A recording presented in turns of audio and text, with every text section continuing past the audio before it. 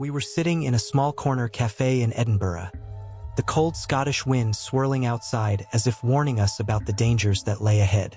Despite the gloomy weather and the eerie feeling, I couldn't help but feel a surge of excitement.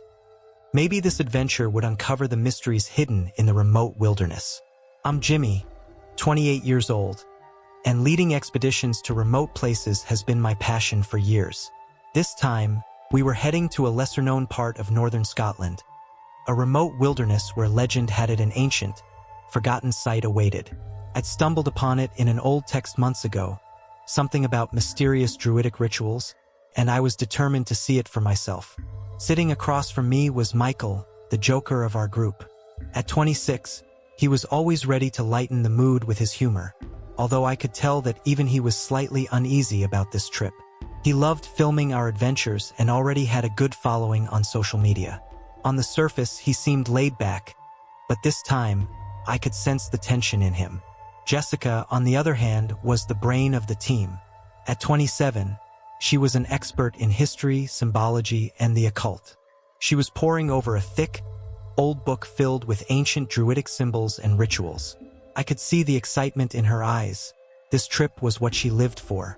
She often told us that these symbols weren't just designs. They were protective sigils, sometimes used to guard or seal away powerful forces. Then there was Amanda, our action-oriented adventurer.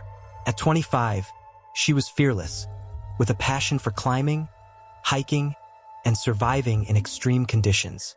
She always charged ahead, and this time was no different. Her eyes sparkled with excitement as she prepared for what was to come. "We'll set off early tomorrow," I said, glancing at the maps spread out on the table. "Drive up as far as we can, reach the village by nightfall, then hike into the wilderness. I just hope the weather holds up," Michael said, adjusting his camera. "Scottish fog always makes me feel like I'm stepping into another world." Jessica smiled. "You're going to love it. There are ancient symbols rumored to be scattered across that area, maybe even connected to druidic ruins. It could be the key to understanding something lost to history." I nodded, grateful for her knowledge. Jessica was the one who could turn folklore into something tangible, and I knew we would need her expertise on this trip. For me, this was more about exploring history, but I couldn't deny the allure of the unknown forces that might be at play here. Amanda was already packing up her gear, clearly eager to get moving. "I'll race you to the ruins," she said, grinning as she slung her bag over her shoulder. Everything was set. We were ready for the journey. Despite the uncertainty gnawing at me, I couldn't shake the feeling that this trip was going to be unlike any we'd had before. The next morning, we hit the road in a battered old SUV, heading north into the heart of Scotland. The fog hung thick in the air, clinging to the landscape like a shroud, and the rolling hills faded in and out of view as we drove deeper into the wilderness. Michael, ever the documentarian, had his camera glued to the window, capturing every moment. As we left civilization behind, the roads grew narrower, the villages fewer and farther between. Eventually, even the signs seemed to give up, leaving us to navigate through the empty, unmarked landscape. The silence around us grew oppressive, a constant reminder that this was no place for the unprepared. Amanda sat in the passenger seat, her face alight with anticipation, already eyeing the distant peaks with the eagerness of a hunter stalking her prey. After hours of driving, we finally reached the last village, a small, rundown settlement nestled between the hills. It was our last chance to stock up on supplies before heading into the wild. The buildings looked ancient, their stone walls covered in moss and ivy. We parked in front of a dimly lit tavern and stepped inside for a rest. The tavern was dark and musty, the kind of place that seemed frozen in time. Faded photographs of the village in better days hung on the walls. Behind the bar stood an old man, his face creased with age and suspicion.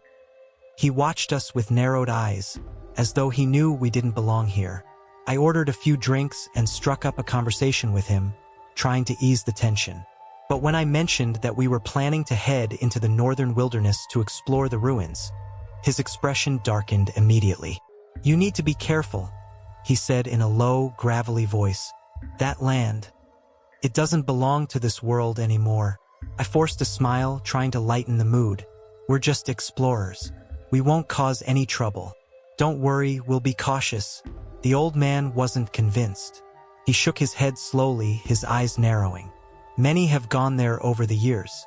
Most never came back. And those who did, they brought nightmares with them." I glanced at the others. Michael shrugged, clearly not taking the warning seriously.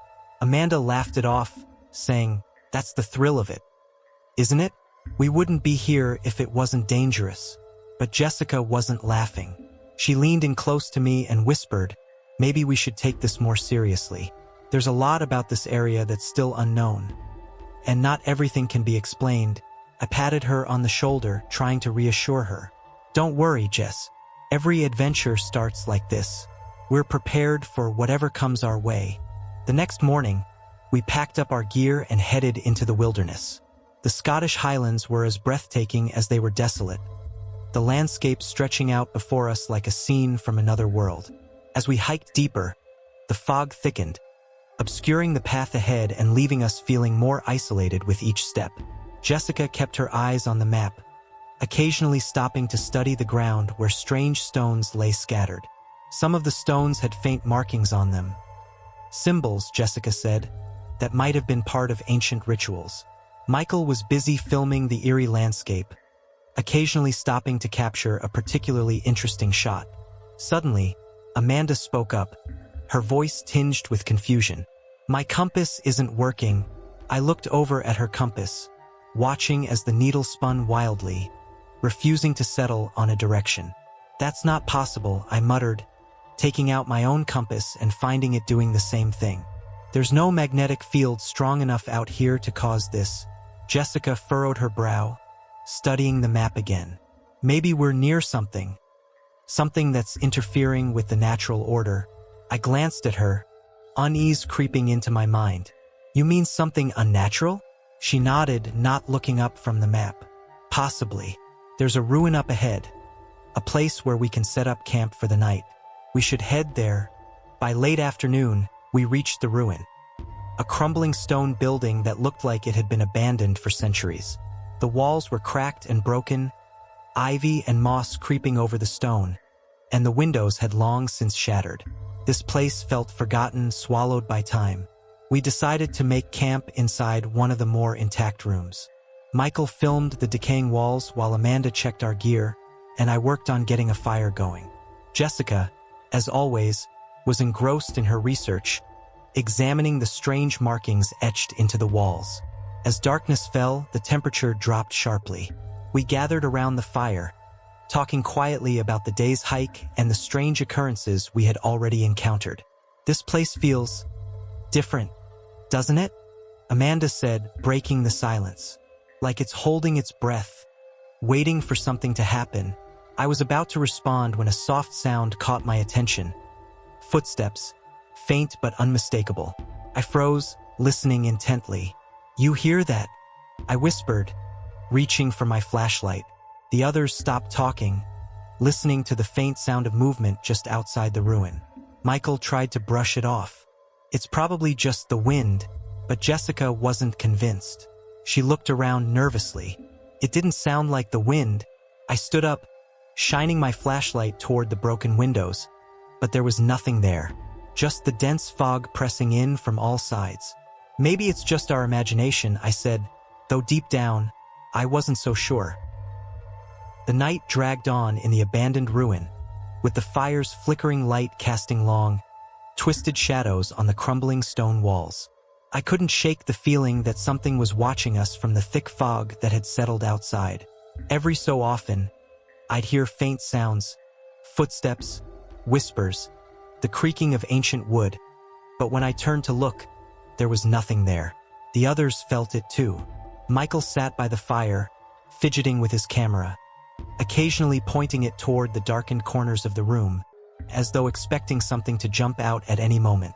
Amanda, usually the boldest of us, was unusually quiet, staring into the flames with a furrowed brow. Jessica was the only one still focused, poring over her old maps and books by the dim light of her flashlight. "These symbols," she murmured, tracing her finger along the drawings she had copied from the ruins' walls earlier. They're ancient, druidic in nature, but there's something else here. Something more than just history. Her words hung in the air, sending a shiver down my spine. I stood up, stretching my legs, and walked toward one of the broken windows to get a better look outside. The fog had grown thicker, swirling in the cold air like some living thing, and the night was utterly still. That's when I noticed something. Amanda was gone. "Amanda?" I called out, my voice louder than intended. The others looked up, startled. "What do you mean, gone?" Michael asked, looking around the room as if she had just slipped out of sight. "She was sitting right there," Jessica said, pointing to the spot by the fire where Amanda had been only moments before. I felt my pulse quicken. She must have stepped outside, right? I grabbed my flashlight and rushed toward the doorway. "Amanda? Amanda?" No answer. Just the heavy, oppressive silence of the night and the swirling fog. We spent the next few minutes frantically searching the ruined building, but there was no sign of Amanda. Her gear was still where she had left it, her backpack untouched by the fire, but she had vanished without a trace.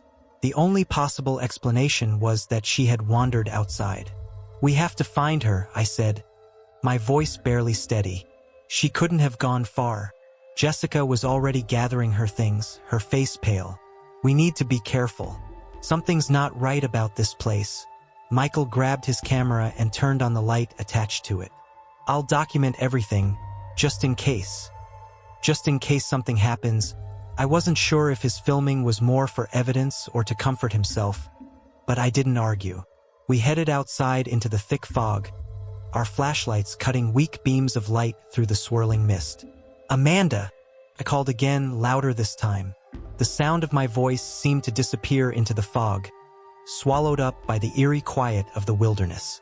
We split up, staying within sight of each other, and scoured the area around the ruin. The land sloped gently downward into a valley where trees grew sparsely, their twisted branches reaching out like claws into the fog. "Jimmy," Jessica called from a few yards away. "Look at this." I rushed over to where she stood, pointing at the ground. There were footprints, faint but unmistakable, leading away from the ruin and into the woods. They were Amanda's. Her boots had left distinctive imprints in the soft soil, but the footprints were scattered, erratic, as though she had been running or stumbling through the fog. "Why would she go off on her own like this?" Michael asked, his voice trembling. Jessica shook her head, fear flickering in her eyes. "I don't think she did." We followed the footprints for what felt like hours, moving deeper into the woods.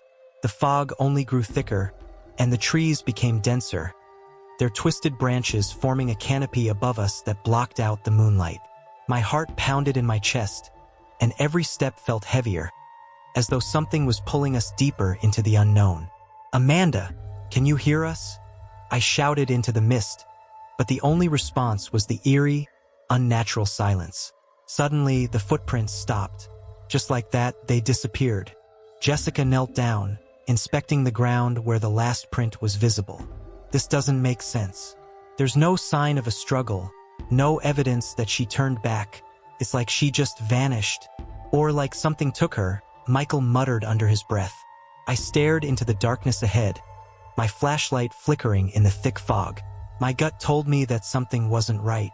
Amanda wouldn't have just wandered off without telling us. And now her trail had ended, as if she had been plucked out of existence.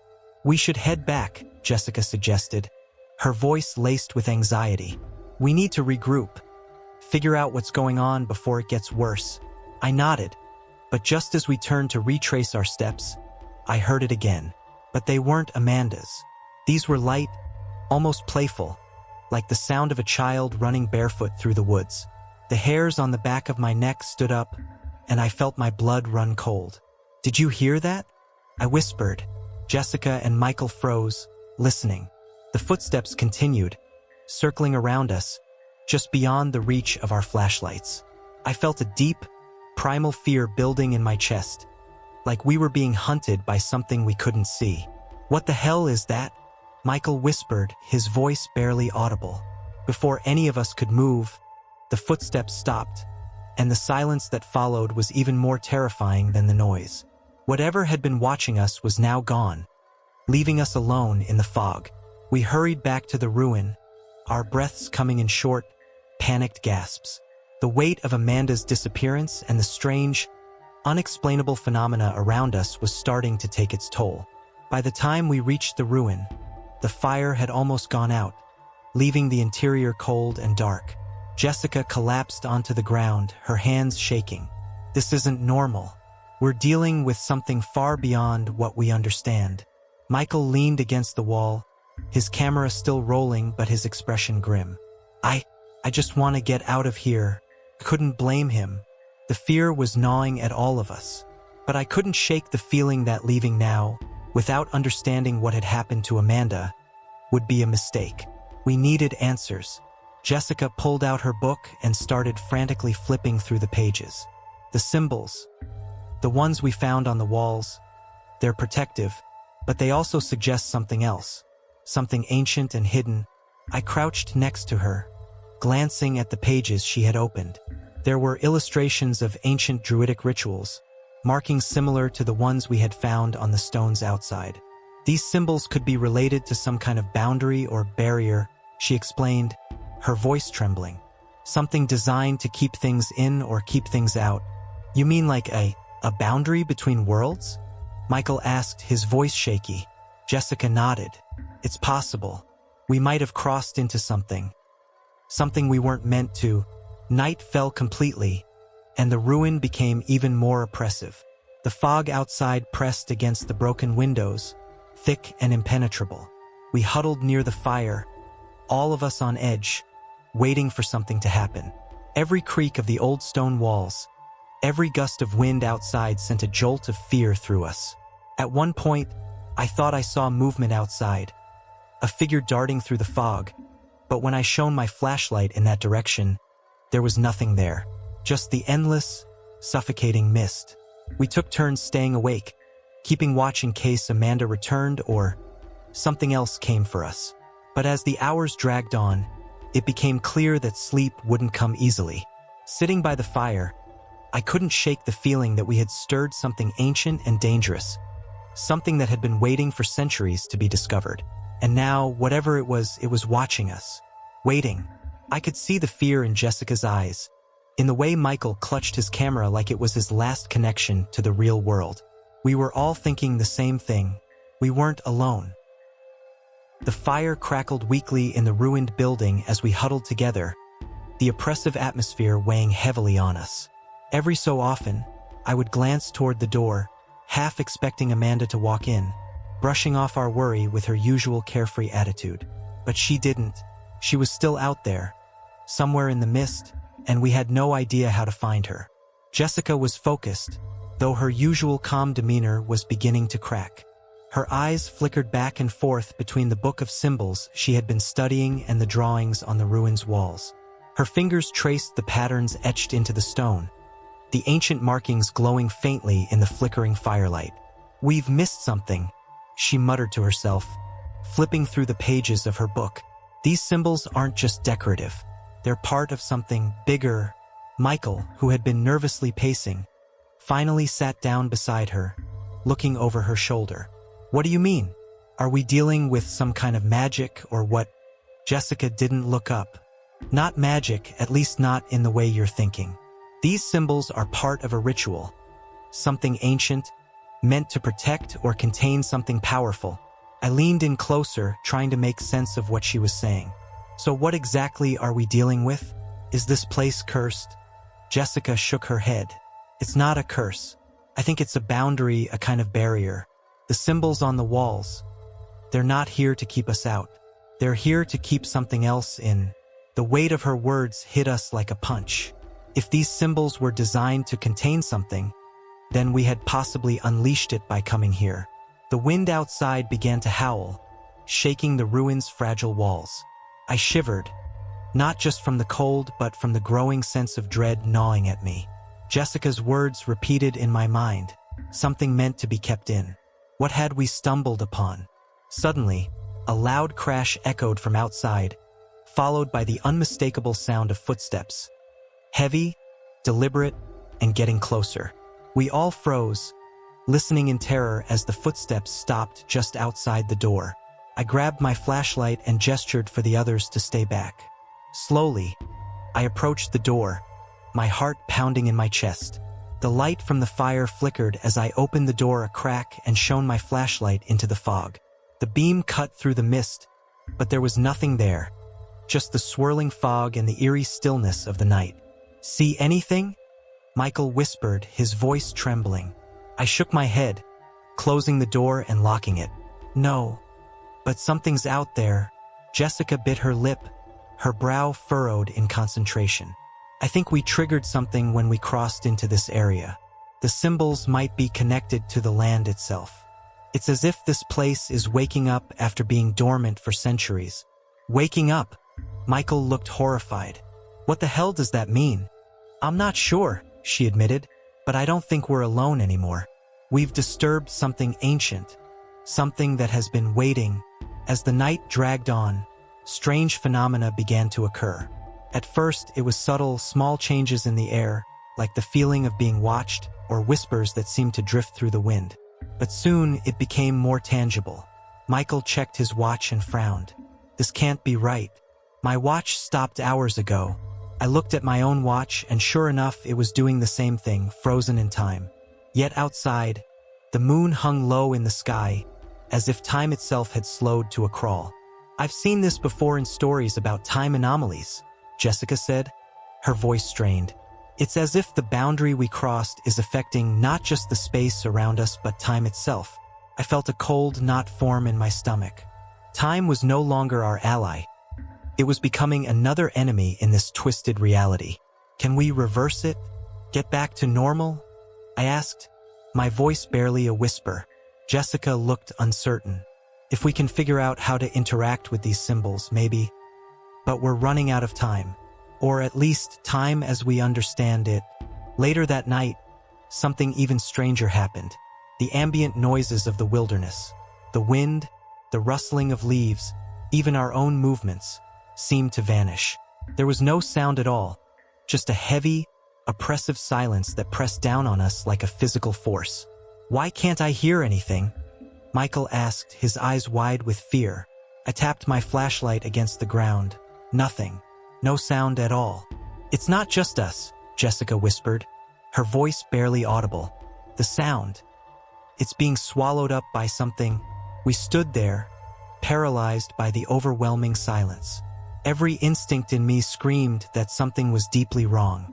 We were in a place where the rules of the natural world didn't apply anymore. It was as though the boundary between realities had completely blurred. Then, just as suddenly as it had gone, the sound returned in a rush. A howl of wind, the crackling of the fire, the creaking of the old ruins' walls. Michael stumbled back, looking pale. "What the hell is happening? Are we losing our minds?" Jessica shook her head, though I could tell she was terrified. "No, this place. This boundary is warping everything. Time, sound, space. It's all being twisted. We couldn't stay in the ruin any longer. The oppressive atmosphere and strange occurrences were wearing us down. We decided to venture out, following the ancient symbols Jessica had been studying. There had to be a source, a center to the disturbances we were experiencing. We packed our gear quickly, keeping close as we ventured back into the fog-covered wilderness. The mist seemed thicker now, and the air felt colder, biting at our skin as we walked. "I think we're getting closer," Jessica said after about an hour of walking, her eyes scanning the faint outlines of more symbols carved into the rocks around us. "These symbols are increasing in number and in complexity." Michael was filming again, though his usual commentary was gone, replaced by the sound of his shallow breathing. None of us spoke much. We were all too focused on the task at hand, finding Amanda and discovering the source of this strange, otherworldly power. Eventually, we came upon something that stopped us in our tracks. A stone altar, ancient and covered in the same druidic symbols we had seen before, though these were far more elaborate. The altar stood in the middle of a small clearing, surrounded by trees whose branches seemed to twist unnaturally toward it, as if reaching for something unseen. "This is it," Jessica said, her voice trembling with both awe and fear. "This is the center. This altar. It's the key to everything. We stood in front of the stone altar, unsure of what to do next. The fog seemed to swirl around us, thickening as if it had a life of its own. The air felt electric, charged with the same energy that had been disturbing time and space since we'd arrived. Jessica approached the altar cautiously, running her fingers over the symbols. If we can figure out how this altar works, we might be able to reverse everything, to bring Amanda back and get ourselves out of here. Michael and I exchanged a nervous glance. The idea of interacting with something so ancient, so powerful, was terrifying. But what other choice did we have? Let's do it, I said, stepping up beside her. Whatever we have to do, let's finish this. Jessica nodded, though I could see the uncertainty in her eyes. But we have to be careful. We don't know what kind of forces we're dealing with. We began studying the altar, trying to make sense of the symbols. But just as we started, the ground beneath us trembled. The altar began to glow with a faint light, and the symbols carved into its surface seemed to shift, almost as if they were alive. Something's happening, Jessica muttered, her eyes widening as the symbols grew brighter. I took a step back, my pulse quickening. What did we do? Before anyone could answer, a deafening crack echoed through the air, and the ground beneath the altar began to split. Light poured from the cracks, blinding and unnatural, and the air around us grew thick with energy. We had awakened something. The light streaming from the cracks beneath the altar was blinding, forcing us to shield our eyes as the ground trembled violently beneath our feet. The air buzzed with an unnatural energy, a low hum vibrating through the earth, growing louder with every passing second. Jessica stumbled backward, her eyes wide with terror. We've activated it. This altar. It wasn't supposed to be touched. It's tied to something ancient, something we weren't meant to interfere with. Michael was gripping his camera tightly, still recording despite the chaos. What the hell is going on, Jimmy? What have we done? I had no answer. The trembling intensified, and the fog seemed to come alive, swirling around the altar as if it were being drawn toward the light. I could barely think. The noise was overwhelming. An eerie, high-pitched wail, as though the land itself was crying out in pain. Suddenly, the light shot upwards, forming a glowing pillar that pierced the night sky. The mist around us thickened, becoming so dense that I could no longer see beyond a few feet. Jimmy, we need to get out of here, Jessica shouted, her voice almost drowned out by the noise. This thing is unstable. It's tearing reality apart. Before I could respond, a sound cut through the chaos. A voice, faint but unmistakable. It was Amanda. I froze, my heart skipping a beat. I could barely hear it over the noise, but it was there. Amanda's voice, pleading, desperate, calling for help. Help me. Please. I spun around, scanning the swirling fog, but there was nothing. No sign of Amanda, just the thick mist and the blinding light from the altar. Did you hear that? I shouted to Jessica and Michael. It's Amanda. She's still here. Jessica's face went pale, her hands shaking as she clutched her notebook. If we've activated something tied to the boundary between worlds, Amanda might be trapped in that space, between reality and whatever this place is. Michael looked horrified, his camera still pointing toward the glowing altar. Are you saying she's stuck in another dimension or something? It's possible, Jessica said, her voice barely a whisper. If this altar is part of the boundary, it might be connected to whatever forces have been controlling time and space here. She could be trapped inside. And we might have opened the way. Without thinking, I ran toward the altar, my heart pounding in my chest. Amanda's voice grew louder, more urgent, as though she were just out of reach. I'm coming, Amanda, I shouted into the fog. But as I got closer to the light, something stopped me. An invisible force pushing back, preventing me from getting any nearer to the altar. It was as though the air had solidified around the glowing pillar, creating an impenetrable barrier. I can't get through, I called back to the others. There's something blocking me. Jessica was already scrambling through her notes, flipping through pages, her brow furrowed in concentration. We need to figure out how to disable this. or at least control it. These symbols might be the key. Jessica's hands trembled as she pointed to a specific set of symbols on the altar. These symbols represent the flow of time and space, but they also have a protective function. If we can reverse the activation, we might be able to weaken the barrier and bring Amanda back. How do we do that? Michael asked, his voice rising with panic. We barely understand what this thing is. Jessica bit her lip, her eyes scanning the symbols quickly. We need to find the right combination, reverse the flow of the energy. The symbols need to be touched in a specific order. But I don't know what that order is yet. The noise from the altar grew louder, the ground beneath us trembling with greater intensity. The fog was swirling faster now, pulling inward toward the glowing light as if the very air was being sucked into the altar. We don't have much time, I yelled. Whatever this thing is doing, it's getting stronger. Jessica knelt by the altar, her fingers tracing the symbols, trying to decipher their meaning. If I'm right, these are meant to seal the boundary, not open it. The energy has to be reversed. I crouched next to her, watching as she pressed one of the symbols. Nothing happened. She tried another, then another. Still nothing.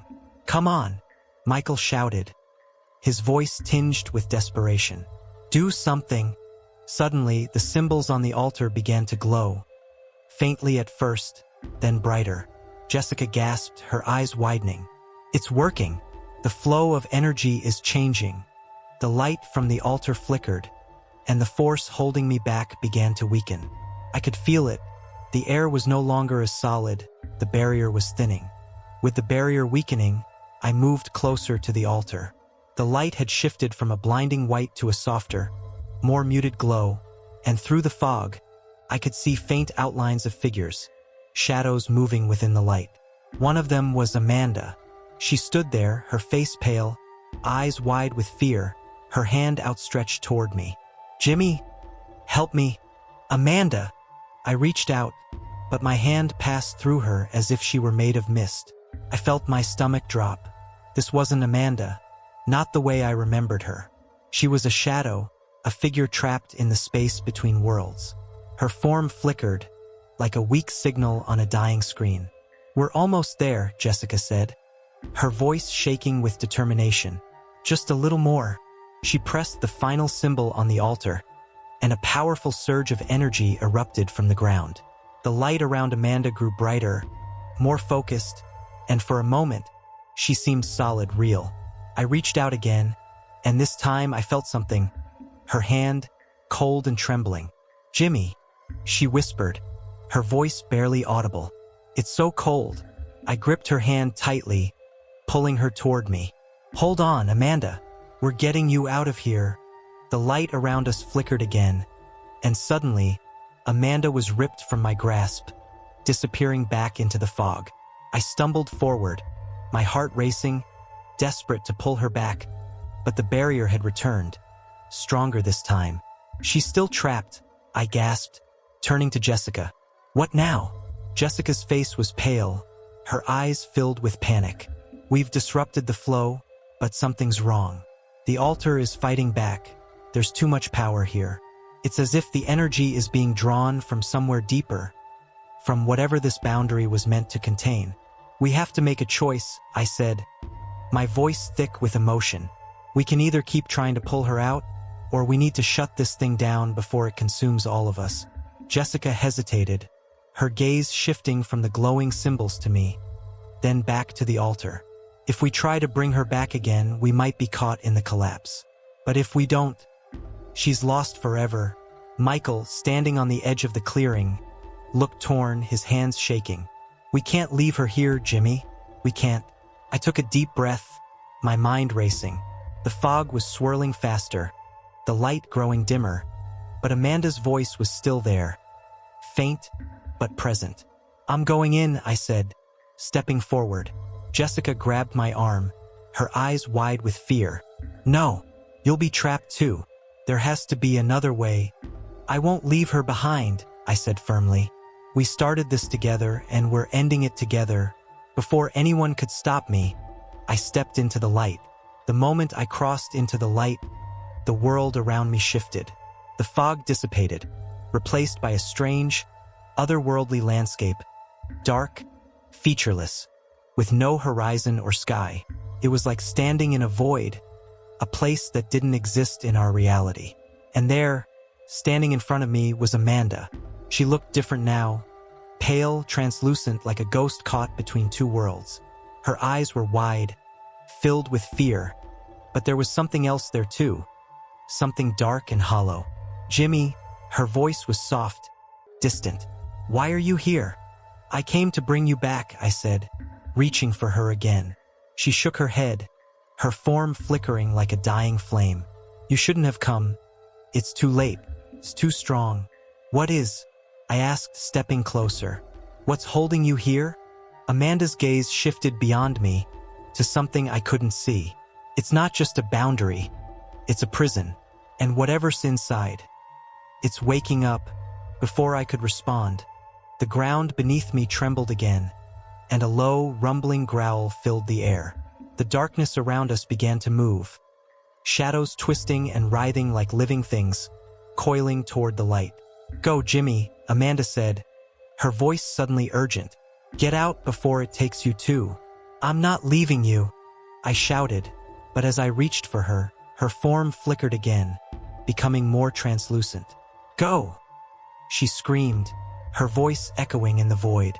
With a heavy heart, I turned and ran back toward the light, the growling growing louder behind me. As I crossed the threshold back into our world, the light from the altar exploded, sending a shockwave through the clearing. I collapsed on the ground, gasping for breath. Jessica and Michael were already by my side, pulling me away from the altar as the ground continued to tremble. "She's still in there," I said, my voice hoarse. "She's trapped, and something's coming." Jessica nodded grimly. "Then we have to finish this, before whatever it is escapes." The altar's shockwave faded, leaving a heavy silence. The air felt dense, almost suffocating, like the world itself was holding its breath. I lay on the ground, my chest heaving as I tried to catch my breath, my mind still reeling from what I had just seen, what I had just experienced. Amanda's voice echoed in my head, a warning that chilled me to the core. It's not just a boundary, it's a prison, and whatever's inside, it's waking up. I pushed myself up, my body trembling from exhaustion and fear. Jessica and Michael were both crouched beside me, their faces pale and drawn. The light from the altar had dimmed, but the ground still trembled faintly beneath us, a constant reminder that something deep below was stirring. "We need to move," Jessica said, her voice barely above a whisper.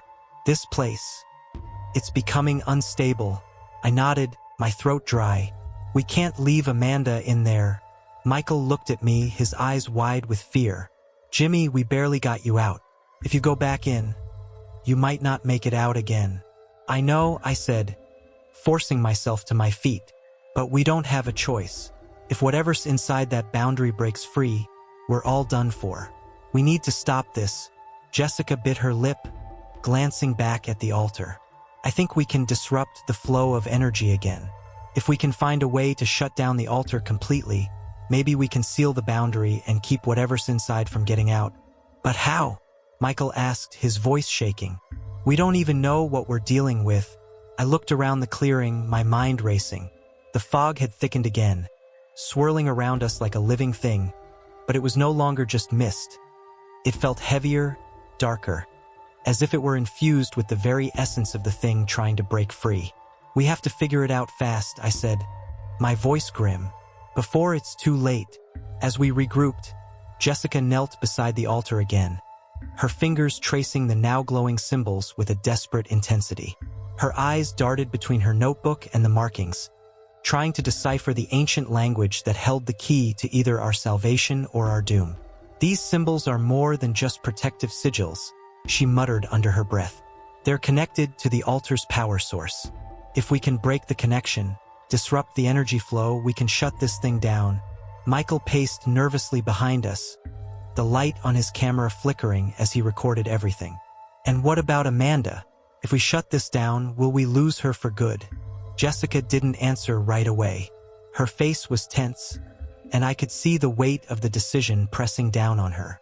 If we don't stop this, we'll lose more than just Amanda. We'll lose ourselves, too. Whatever's in that prison is older and more dangerous than anything we've ever encountered. I clenched my fists, frustration building inside me. There has to be a way to bring her back before we seal it. There has to be. Jessica looked at me, her expression filled with sympathy but also resolve. We'll try, but we can't risk the prison breaking open completely. We're dealing with something far beyond our understanding. Jessica studied the altar, but my attention was drawn elsewhere. The fog, thicker now, was creeping closer, slowly swallowing the trees around us. It wasn't natural fog anymore. It felt alive, moving with purpose, as if it were drawn to the altar's energy. "What the hell is that?" Michael asked, his voice trembling as he pointed toward the fog. I stepped forward, my flashlight cutting through the mist, but the light seemed to fade quickly as it hit the swirling darkness. I could feel it now, something deep within the fog, watching us, waiting for the moment to strike. "It's getting stronger," I said, my voice tense. "The longer we wait, the more powerful it becomes." Jessica looked up from the altar, her eyes wide with realization. "We don't have much time. If we don't shut this down soon, whatever's inside that boundary is going to break free." The ground trembled again, more violently this time, and a low rumbling sound echoed through the clearing. The trees around us seemed to sway unnaturally, their branches twisting in ways that defied logic. "Jessica, hurry up," I shouted, my heart pounding in my chest. She nodded, her fingers working quickly as she pressed her hands against the symbols on the altar. The light from the symbols flickered and dimmed, but the tremors continued, growing stronger by the second. "I'm trying," she said, her voice filled with frustration and fear. "There's some kind of resistance. It's like the altar is fighting back." Just as Jessica struggled with the symbols, a deafening roar echoed through the clearing. It was unlike anything I'd ever heard before. Deep, guttural, and filled with malice. The sound seemed to reverberate through my bones, and I felt an overwhelming sense of dread wash over me. "Did you hear that?" Michael whispered, his face pale as he clutched his camera. I didn't answer. My eyes were locked on the fog as it began to swirl violently, forming shapes, shadowy figures that moved within the mist. They were tall, looming, and as they stepped forward, I saw their eyes, glowing red, piercing through the darkness. "We have company," I muttered, my voice barely audible. The figures emerged from the fog, their forms shifting and flickering like smoke. They were humanoid, but there was something off about them, something unnatural. Their movements were jerky, like they weren't fully bound by the laws of our world. One of the figures, larger than the others, stepped forward. Its eyes glowed brighter, and I felt a surge of cold wash over me as it let out another roar. Jessica's hands trembled as she pressed harder on the altar's symbols. "These are the guardians of the prison," she said, her voice shaking. "They're here to protect whatever's inside. And to stop us." I tightened my grip on my flashlight, realizing that we were in a fight for our lives. These weren't just spirits or figments of our imagination. They were something much worse, something tied to the ancient power that had been awakened by the altar. Suddenly, the largest shadow lunged at us. Its clawed hand swiped through the air, cold searing my skin even though it passed like smoke. I stumbled back, my heart racing. "Jessica, we need to hurry." "I'm almost there," she cried, frantically working the symbols. "I think I found the right combination, but I need more time." Michael swung his camera toward the approaching figures, capturing their unnatural movements, but I knew that filming wouldn't save us now. The creatures were closing in, and we were running out of options. I grabbed a nearby branch, swinging it at one of the smaller figures as it approached. The branch passed right through its body, but the creature recoiled, hissing as it retreated into the fog. "They don't like light," I shouted. "Michael, keep your camera light on them." Michael flicked his camera light toward the creatures, and sure enough, they hesitated, their forms flickering and distorting in the beam. It wouldn't stop them for long, but it gave us a few precious moments. "Jessica, now," I yelled, Jessica pushed the last symbol. The altar trembled, symbols flickering before dimming. The ground shook beneath us, and the light flared, then collapsed into silence. For a moment, everything was still.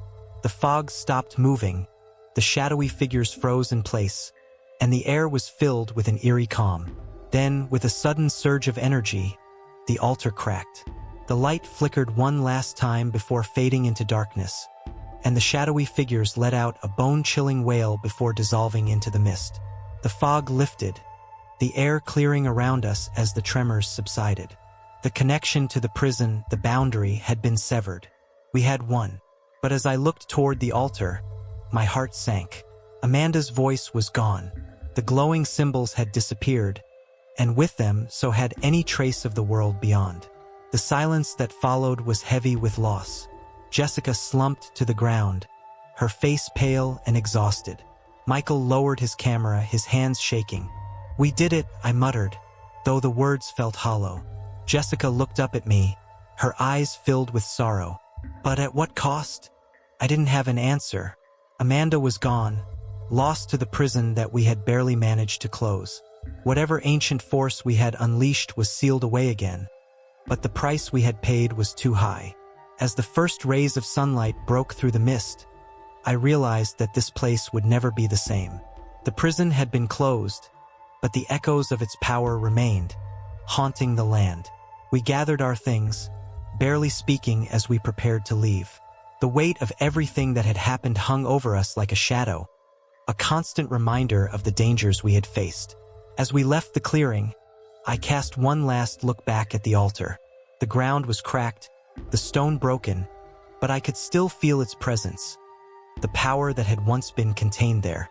And I knew, deep down, that this wasn't over. The prison might be sealed, but it wouldn't stay that way forever. The hike back through the fog-laden forest felt like it stretched on forever. The trees loomed overhead like silent sentinels, their branches twisting unnaturally, casting eerie shadows across the path. The air was heavy, as though the world itself was mourning what we had lost. Amanda's absence weighed on us, her voice still echoing faintly in my mind, a reminder of the impossible choice we'd made. We walked in silence. Jessica led the way, her shoulders heavy with exhaustion and grief. Michael walked a little behind me, his camera no longer in use, dangling lifelessly from his side. The usual banter, the sense of adventure that had once driven us, was gone, replaced by a heavy silence. I couldn't shake the feeling that something was watching us from the shadows. Every now and then, I'd catch movement in the corner of my eye, a flicker of darkness, a flash of red eyes. But when I turned to look, there was nothing there. Was it the guardians we had encountered? Were they still lingering, bound to this place even after the altar had been destroyed? Or was it something else, something deeper and darker, still waiting in the depths of the fog? "We're almost there," Jessica muttered, more to herself than to us. Her voice was hoarse, like she hadn't spoken in hours. "Just a little farther," but something told me we weren't out of danger yet. The fog thickened as we walked. The trees, once tall and straight, now twisted toward us, their branches curling like claws. The fog swirled unnaturally, sometimes so thick that I could barely see a few feet ahead of me. I stopped, trying to steady my breathing. I couldn't help but feel that we weren't leaving the boundary at all, that it had somehow expanded to encompass us. What if we were still inside the boundary, and this forest was nothing more than an extension of it? "We should have seen the village by now," Michael said from behind me, his voice tense. "We've been walking for hours." Jessica shook her head, her hand clutching the map tightly. "I know, but it's hard to tell in this fog. The landscape, it's not behaving normally." I scanned the horizon, squinting into the mist. It felt like the path was leading us in circles, like the wilderness itself was alive, shifting under our feet to keep us from finding our way out. "We have to keep moving," I said, forcing myself to keep going, though every step felt heavier than the last. "We're not staying here." The silence stretched on, until I heard it again, the whispers, faint at first, then louder, surrounding us as we walked. They came from all directions, as though the air itself was speaking to us, but the words were distorted, like they were being spoken from a great distance. I stopped in my tracks, holding up a hand to signal Jessica and Michael to do the same. We stood there in silence, listening. The whispers were faint, just on the edge of hearing, but they were unmistakable. "Do you hear that?" Michael whispered, his face pale with fear. Jessica nodded, her eyes wide. "It's the same as before. The same voices we heard when we were near the altar." A chill ran down my spine. If the whispers were back, it meant we hadn't escaped the influence of the altar's power. Even though we had destroyed the source, something still lingered, something tied to the prison we had barely managed to contain. "They're following us," I said, my voice barely a whisper. "Whatever was in that place, it's not done with us." The fog thickened around us, the whispers growing louder.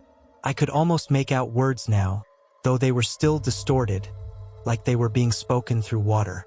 It was as though the boundary itself was trying to communicate with us, or worse, pull us back. "We need to move faster," I said, gripping my flashlight tighter. "We have to get out of this place before it's too late."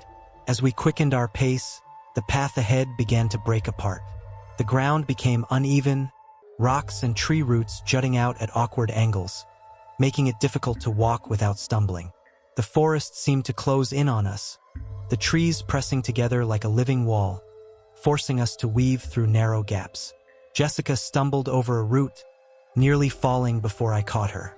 "This isn't right," she said, her voice trembling. "The landscape, it's changing." Michael cursed under his breath, his camera swinging uselessly at his side. "We're never going to get out of here, are we?" I didn't answer him.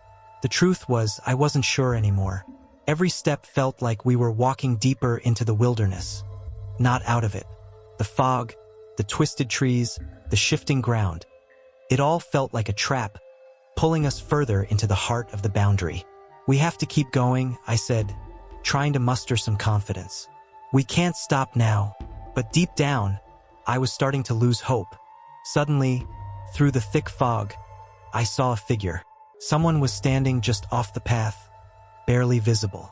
My heart pounded. I knew that silhouette. Amanda. She stood there, motionless, her face pale and her eyes wide, staring at me through the fog. Her lips moved, but no sound came out. "Amanda?" I whispered, stepping toward her, my heart pounding. "Is that you?" Jessica grabbed my arm, pulling me back. "No, Jimmy. That's not Amanda." I blinked, my mind struggling to comprehend what I was seeing. Amanda's figure flickered, like a bad signal on a TV screen. One moment, she was there, solid and real. The next, she was translucent, a mere shadow in the mist. "Jimmy, it's a trick," Jessica said, her voice urgent. "It's trying to pull you back." The whispers grew louder, more insistent, as Amanda's figure reached out toward me. Her mouth moved, but no words came out. Only the empty whispers filled the air. I felt my pulse quicken. It wasn't Amanda. Couldn't be. The Amanda I had seen in the boundary was lost, trapped in that otherworldly prison. But something about the figure called to me, something deep and primal. I wanted to believe it was her. I wanted to believe that we could save her. "Jimmy, don't," Michael warned, his voice shaking. "It's not real." I shook my head, forcing myself to look away from the figure. The whispers intensified for a moment, then slowly faded, and when I looked back, Amanda's figure was gone. The fog closed in once more, leaving us alone in the eerie silence. We continued forward, the oppressive silence weighing heavily on us. The whispers had retreated for now, but I knew they weren't gone. They were waiting, lurking in the fog, ready to strike again. "Are we still in the boundary?" Michael asked, his voice filled with dread. "Is that why we keep seeing things?" Jessica hesitated before answering. I think the boundary is still affecting us, even if we physically left it. The energy we disturbed, it's still clinging to us." I swallowed hard, the weight of her words sinking in. We hadn't truly escaped. The altar may have been destroyed, but the power it held, the prison it guarded, wasn't confined to one place.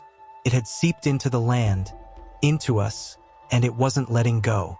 "We just need to keep moving," I said, though my own confidence was slipping. "We'll make it out." But as we pressed on, I couldn't shake the feeling that we were being watched, that something was still following us, waiting for the right moment to strike. Hours later, just as the sun began to rise, the fog finally started to lift. The trees became less twisted, the ground more stable, and the oppressive atmosphere that had surrounded us slowly faded away. We could see the outline of the village in the distance, the sight of civilization bringing a wave of relief over me. But as we approached the village, something still felt wrong. The whispers had faded, the figures in the fog had disappeared, but the eerie sense of dread remained. It clung to us like a second skin, a reminder that we had crossed into something ancient and terrible. And though we had escaped, we hadn't left it behind entirely. Jessica wiped a tear from her eye as we reached the edge of the village, her voice barely a whisper. "We made it." Michael slung his camera over his shoulder, looking around nervously. "Yeah, but at what cost?" I didn't have an answer. Amanda was gone, and the thing we had unleashed was still out there, lurking in the shadows, waiting for its chance to break free again. As we stepped back into the village, I cast one last look over my shoulder. The forest behind us was quiet, still, but I could feel it watching, waiting. We hadn't escaped. Not really. We reached the village just as the sun began to rise, casting long shadows across the narrow streets. The early morning light did little to ease the tension in my chest, though. The village was quiet, eerily so, as if it had been abandoned overnight. The familiar sounds of life, people going about their morning routines, the distant clatter of farm tools, were absent, replaced by an unsettling stillness. We entered the village square, but there was no one around. Not a soul. Jessica looked around, her face pale and drawn. "Where is everyone? It's like the place has been deserted." Michael shook his head, his eyes scanning the empty houses. "This can't be right. We were just here a few days ago. It was normal." I felt my stomach twist with unease. The village felt different now, almost like a reflection of the wilderness we had just escaped. A hollow, distorted version of reality. "We need to find someone," I said, my voice more confident than I felt. "Someone must know what's going on." But even as I said it, I had the sinking feeling that we wouldn't find anyone. The village had changed just like us. As we walked through the empty streets, the oppressive silence became suffocating. The sun was shining, yet the shadows seemed unnaturally long, stretching out from the corners of buildings, dark and heavy. It was as if the darkness was still clinging to us, even in the daylight. We passed by a small tavern, the same one we had visited before heading into the wilderness. The door was slightly ajar, creaking softly in the wind. I hesitated for a moment before stepping inside, hoping to find some sign of life. The inside of the tavern was just as empty as the streets outside. Dust hung in the air, catching the light from the windows. The chairs were overturned, and glasses sat untouched on the bar, as if the people who had been here had simply vanished. "Jimmy," Jessica whispered, her voice trembling. "I don't like this." I didn't either. There was something wrong with this place, something fundamentally wrong. I could feel it in my bones, in the way the air seemed too thick to breathe. Michael pulled out his camera again, his hands shaking. "This is seriously messed up. It's like we've stepped into some kind of nightmare." I couldn't disagree. The village, which had once felt like a safe haven, now felt like an extension of the wilderness we had just escaped. A place caught between worlds, where reality was starting to unravel. As we left the tavern, the hairs on the back of my neck stood up. I felt it again, that same sensation I had felt in the forest. We were being watched. Something was following us, lurking just out of sight, hiding in the shadows cast by the bright morning sun. Jessica stopped suddenly, staring at the ground. "Look," she whispered, her voice barely audible. I followed her gaze to the cobblestone street. At first, I didn't understand what she was seeing. Then it hit me. Footprints. But they weren't ours. They were faint, barely visible in the dust. But they were there. Small footprints, like those of a child, leading away from the square and disappearing into the shadows of an alley. My heart raced, memories of the shadowy figures from the fog rushing back. "It's them," I said quietly. "The guardians? Or whatever they are." Jessica's face turned pale, and Michael cursed under his breath, his grip tightening on his camera. "We need to leave," Michael said urgently. "Now?" Jessica nodded, but I wasn't so sure. "We can't just leave. Something's happening here, and I don't think we're safe anywhere until we figure out what it is." We followed the footprints down the narrow alley, every step filling me with dread. The alley was dark, despite the bright morning light, the shadows pooling unnaturally at the edges. The footprints led us to the back of a small, rundown house. Its windows were shattered, the door hanging loosely from its hinges.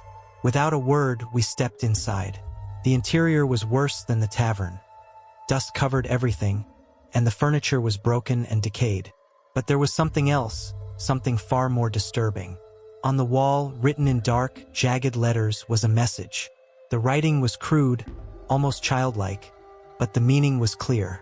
"You can't leave. Not until the prison is closed." Jessica gasped, covering her mouth with her hand. Michael stepped back, his camera aimed at the wall, but his face was pale, fear etched into every line. I stepped closer, my heart pounding in my chest. "The prison. It's still open." Jessica shook her head, her voice trembling. "But we destroyed the altar. We closed the boundary. How can the prison still be open?" I stared at the message, the words seeming to pulse with an ominous energy. We hadn't stopped it. Whatever we had done, it wasn't enough. "We didn't finish it," I muttered. "The altar was just one part of it. There's something else." We left the house, but the message stayed with me, burning in my mind. The prison wasn't fully closed. Whatever was trapped inside was still trying to break free, and we were the ones who had triggered it. "We need to go back," I said, my voice shaking with the weight of the realization. "There's something we missed, something we didn't do." Jessica looked at me like I had lost my mind. "You want to go back into the wilderness? After everything that's happened? Are you insane?" I clenched my fists, trying to steady my nerves. "We don't have a choice. If we don't close the prison for good, this thing is going to follow us. It's already here, Jessica. You've seen it. The village is empty. People are missing. It's spreading." Michael stepped forward, his face pale. "You really think this thing can reach the real world? Outside of the boundary?" I nodded. "It's already happening. Whatever we encountered in that forest, it's not staying confined to that place. It's reaching out. If we don't stop it, it'll consume everything." Jessica looked torn, her fear clear, but she also knew the truth. The signs were all around us. Whatever dark force had been contained in that ancient prison was now bleeding into the world. The whispers, the shadows, the footprints, they were all signs that the boundary had been breached. "We can't just run from this," I said softly, trying to reason with her. "If we don't finish this, it's going to follow us for the rest of our lives." Michael sighed, running a hand through his hair. "Great. More horror. Just what we needed." Jessica finally nodded, though I could see the fear in her eyes. "All right, but we need to be prepared. Whatever's waiting for us back there, it's worse than anything we've faced so far." We gathered our things and prepared to head back into the wilderness. The village, now a haunting reminder of what we had unleashed, faded behind us as we retraced our steps, heading once more into the fog-covered forest. The air grew colder as we approached the boundary again, the same oppressive feeling settling over us like a heavy blanket. The whispers returned, faint at first, then louder, as though they were guiding us back toward the prison. I could feel it. Whatever ancient force had been locked away for centuries was still there, waiting for us. The guardians, the figures in the fog, were still watching, still protecting the secrets of the prison. But we were going back. We were going to finish what we started. And as we stepped into the heart of the wilderness once again, I couldn't shake the feeling that this time, there would be no escape. The fog clung to us as we made our way back into the forest. The once familiar path now felt foreign and menacing, the trees twisting unnaturally, their branches reaching out like gnarled fingers trying to ensnare us. Michael walked behind me, his camera still in hand, though his usual enthusiasm for documenting our journey was long gone. Jessica was quiet, her eyes scanning the surrounding forest, as if she expected something to lunge at us from the shadows at any moment. The oppressive feeling of being watched had returned. I couldn't shake the sense that the forest itself was alive, aware of our every movement. "We're almost back to the clearing," Jessica said, her voice strained. "That's where it all started. Whatever we missed, it has to be there." I nodded, though my stomach twisted with fear. Returning to the site where we had first encountered the ancient forces felt like walking into a trap. But we had no choice. We had to finish this. The whispers started again as we neared the clearing, faint at first, then louder, more insistent. They swirled around us, like voices carried on the wind, impossible to ignore. "We're being drawn in," I muttered, more to myself than to anyone else. Michael's voice trembled as he spoke. Do you think it knows we're coming back?" Jessica's gaze remained fixed ahead. "Yes, just waiting for us." We stepped into the clearing, and the sight that greeted us made my blood run cold. The altar that we had destroyed was still cracked, but now it glowed with a faint, pulsating light, as though it were regenerating. The stones around the clearing were covered in fresh symbols, far more intricate than before, their glow casting eerie shadows on the ground. Jessica's eyes widened in horror. "It's rebuilding itself." Michael swallowed hard. "I thought we destroyed it. How is this possible?" Jessica knelt by the altar, her fingers tracing the new symbols. "We didn't destroy the prison. We only disrupted the flow of energy temporarily. This is something ancient. It's been waiting for someone to trigger it for centuries, maybe longer. The altar is just a doorway." "A doorway to what?" I asked, though I already knew the answer. Jessica looked up at me, her expression grim. "A doorway to the prison. And we didn't seal it. We opened it." The realization hit me like a punch to the gut. All this time, we thought we were closing the boundary, stopping the dark forces from escaping. But in reality, we had only weakened the seal. And now it was about to fully break open. Before we could react, the fog in the clearing began to swirl violently, and the familiar shadowy figures emerged from the mist. The Guardians, their glowing red eyes fixed on us, their twisted forms flickering in and out of view, as if they existed between worlds. They moved with purpose, closing in on us from all sides. "Stay close," I said, stepping in front of Jessica and Michael. "We can't let them separate us." The Guardians didn't move like normal beings. They glided, their bodies shifting with the fog, always just on the edge of reality, as though they weren't fully part of this world. But their presence was terrifyingly real, and their intent was clear. They were protecting the prison. Jessica's hands shook as she flipped through her notebook, desperately searching for something, anything, that could help. The symbols, they're tied to the Guardians. If we can break their connection, we might be able to stop them. Michael backed away, his eyes wide with fear. "How are we supposed to break the connection when we don't even understand what these things are?" I didn't have an answer, but I knew one thing for sure: we couldn't fight them physically. These weren't ordinary beings. They were tied to the prison, to the ancient forces we had disturbed. As the Guardians closed in, Jessica's eyes lit up with sudden realization. The altar, the symbols on the altar control the Guardians. If we disrupt the flow of energy again, we can weaken them, maybe even stop them. I nodded, adrenaline surging through me. "Then let's do it." We rushed toward the altar, the Guardians circling closer, their movements growing more aggressive as they sensed what we were trying to do. The air around us seemed to thicken, becoming harder to breathe, as though the very fabric of reality was unraveling. Jessica knelt by the altar, her fingers flying over the symbols, tracing their lines with precision. These symbols, they're different from before. They're a protective barrier, but they're also designed to channel energy. If I can reverse the flow— "Jessica, hurry!" I shouted, my eyes locked on the approaching Guardians. Michael backed up, his flashlight flickering as the Guardians drew nearer, their red eyes glowing with malice. They're getting closer. Jessica's hands moved frantically, pressing against the symbols, trying to decipher their meaning. The light from the altar flickered, then dimmed slightly. "It's working," she muttered, though her voice was strained with fear. "I'm disrupting the energy flow, but it's not enough." The ground trembled beneath us, and the guardians hissed, their forms flickering more violently as they struggled to maintain their hold on this world. "We need more time," Jessica said, her voice shaking. "I need to break the seal completely." Just as Jessica pressed the final symbol, something happened that none of us could have expected. Amanda appeared.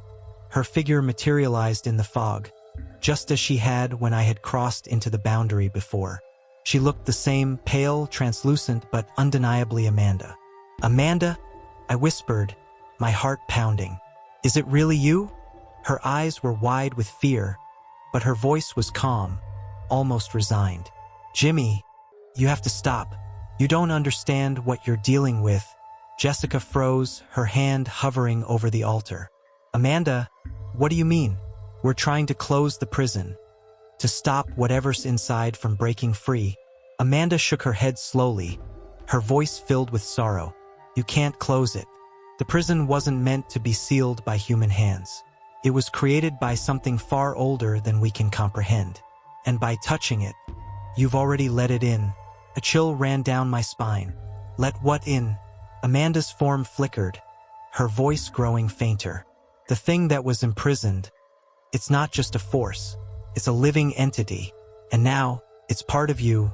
Jessica's face drained of color, and she stepped back from the altar. "What do we do?" Amanda's voice echoed through the clearing. "You can't fight it. You can't destroy it. You can only contain it and live with the consequences." The realization hit me like a tidal wave. We hadn't been trying to seal a prison. We had been trying to contain something far more dangerous, something that couldn't be stopped. And now it was part of us, tied to us forever. "Amanda, I'm sorry," I whispered, my voice breaking. She gave me a sad smile before fading into the mist, her final words hanging in the air. "You're not alone, Jimmy, but you need to leave. Now." The guardians, weakened by Jessica's disruption of the altar, were no longer advancing. They hovered at the edges of the clearing, their forms flickering like dying flames, but I knew it wasn't over. The prison wasn't fully closed. The force that had been contained for centuries wasn't destroyed. It was simply waiting, and now it had a connection to us. "We need to go," I said, my voice shaking. Amanda was right. "We can't fight this. We need to get out of here." Jessica nodded, her eyes filled with fear. "But what happens now? What happens to us?" I didn't have an answer. We had opened a door that was never meant to be opened, and now we had to live with the consequences. Michael didn't say a word as we turned and left the clearing, the fog slowly dissipating behind us. The guardians didn't follow us this time. They stayed by the altar, their duty to protect the prison seemingly fulfilled, for now. As we made our way back through the forest, I felt a strange emptiness inside me. A hollow space where the fear had once been. But it wasn't relief. It was something else. Something darker. Something that felt like it was just beginning. By the time we reached the edge of the forest, the sun was beginning to rise, casting pale light across the landscape. The village was still far in the distance, but the oppressive feeling that had followed us through the wilderness was gone, at least for now. Jessica looked back at the forest, her face pale. "Do you think it's really over?" I shook my head, my voice barely a whisper. "No, it's never over." We walked in silence after that, none of us willing to acknowledge the truth of what Amanda had told us. The prison wasn't a place. It was something far more dangerous, something that had tied itself to us the moment we set foot in the boundary. And now, no matter how far we ran, it would follow us. As we walked away from the wilderness, I couldn't shake the feeling that we were leaving something behind, something we couldn't ever escape, because the real prison wasn't in the wilderness. It was inside us. Thank you for watching the story. Do you believe in the existence of boundaries between worlds? Have you ever experienced something mysterious like this or heard stories about such boundaries? If you accidentally uncovered an ancient taboo, would you keep exploring or run for safety? Share your thoughts and experiences in the comments below. We'd love to hear what you think. Don't forget to like, subscribe, and share this with anyone who enjoys mysterious stories.